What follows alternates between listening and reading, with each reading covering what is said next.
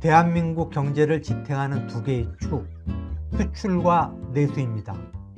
특히 한국은 수출 비중이 큰 나라죠.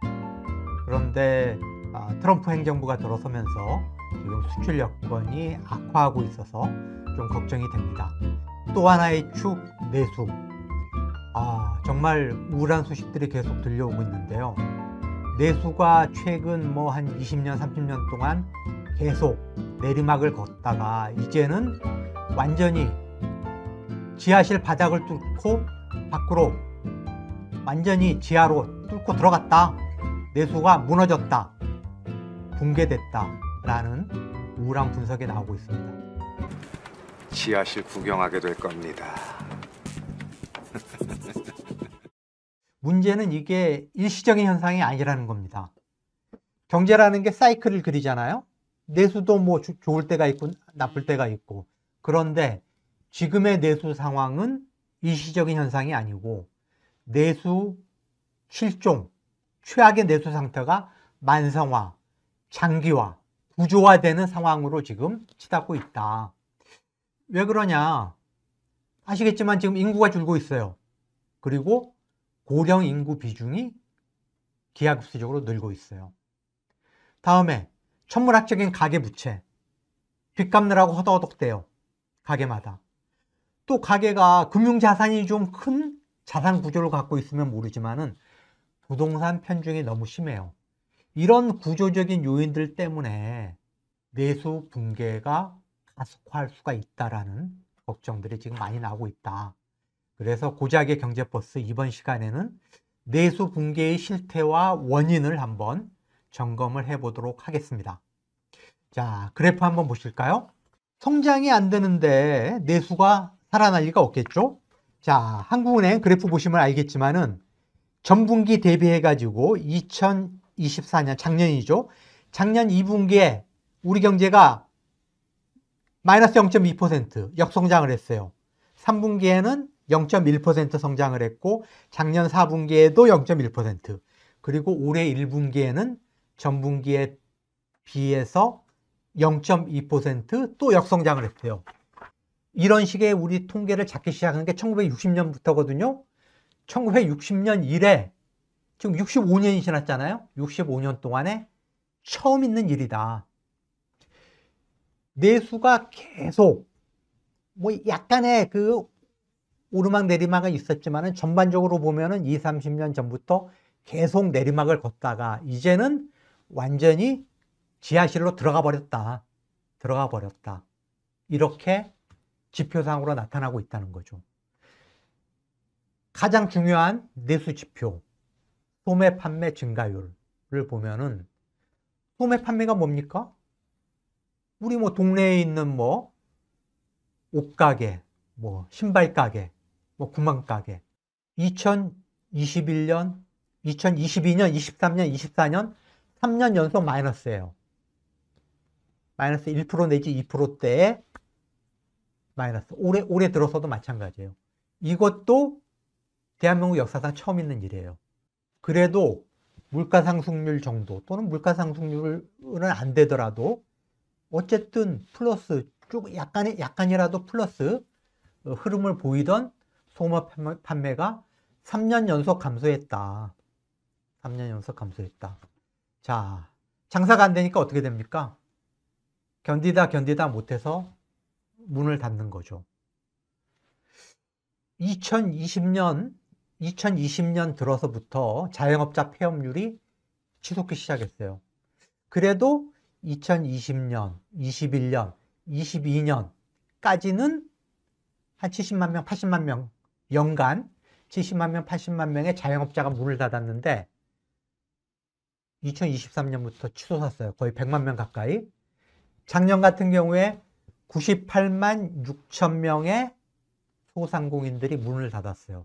그런데 올해 들어서는 1월달, 2월달 두 달 사이에 20만 명이 문을 닫았어요.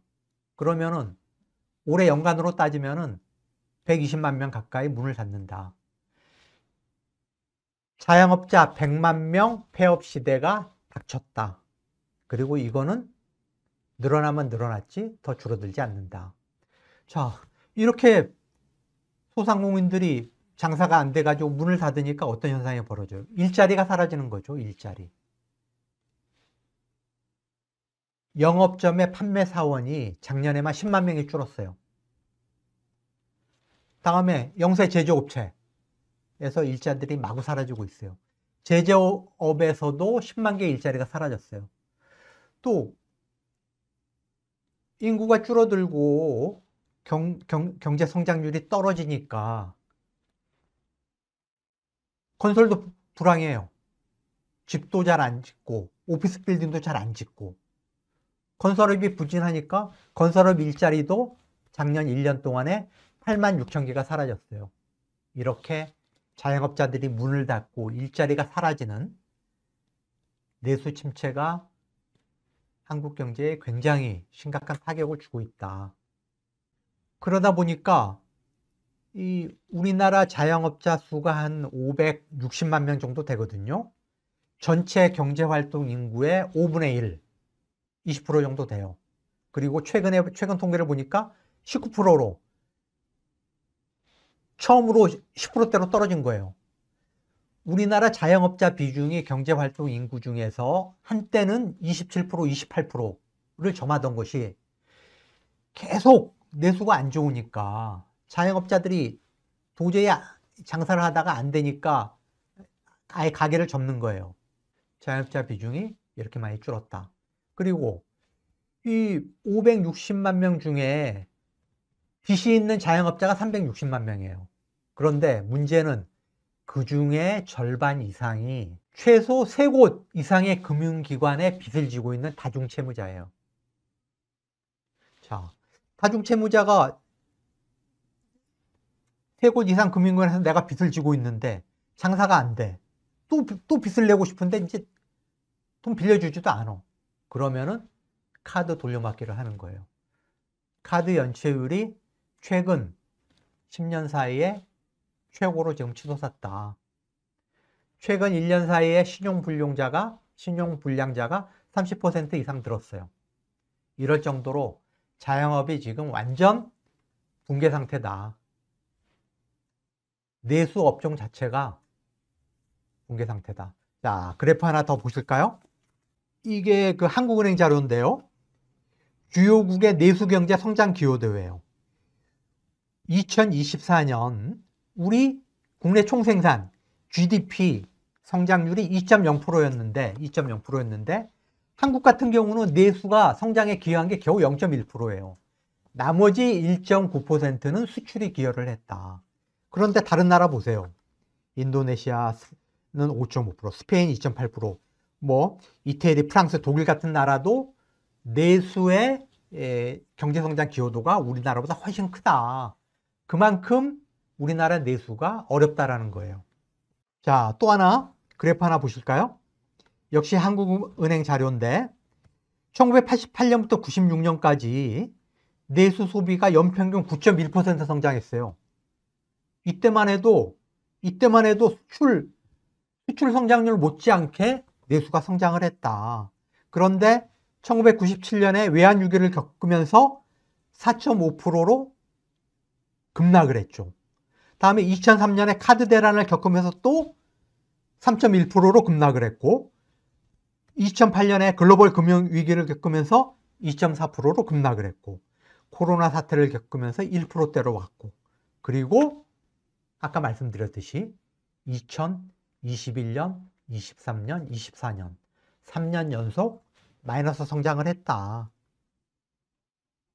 그리고 GDP에서 내수, 소비 비중이 차지하는 비율이 우리가 OECD 회원국 중에서 꼴찌 수준이다.